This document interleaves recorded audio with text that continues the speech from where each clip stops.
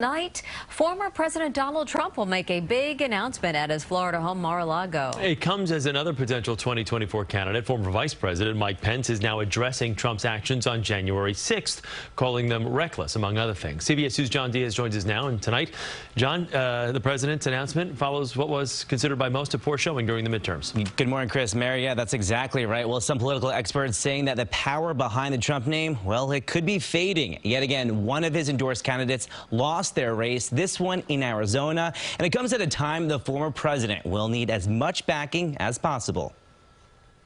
Former President Donald Trump not being shy when it comes to his next steps. He plans on running for president again and will likely formally announce it tonight.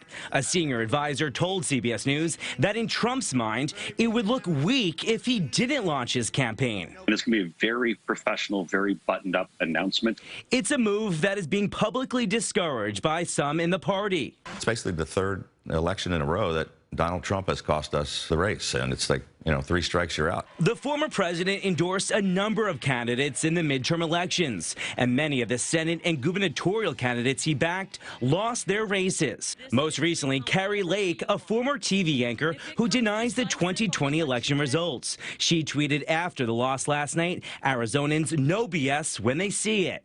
And in an interview with ABC News, the former vice president said it was clear to him that President Trump was part of the problem as rioters broke into the Capitol building on January 6th. But the president's words were reckless, and his actions were reckless. The president's words that day at the rally endangered me and my family and everyone at the Capitol building. Pence is also taking aim at Trump for telling the Capitol attackers he lacked the courage to block the 2020 results from being certified. I just looked at my daughter and said that my heart went out to those people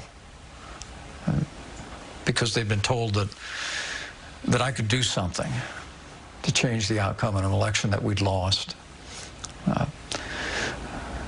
And I looked at my daughter and just said, God bless them all.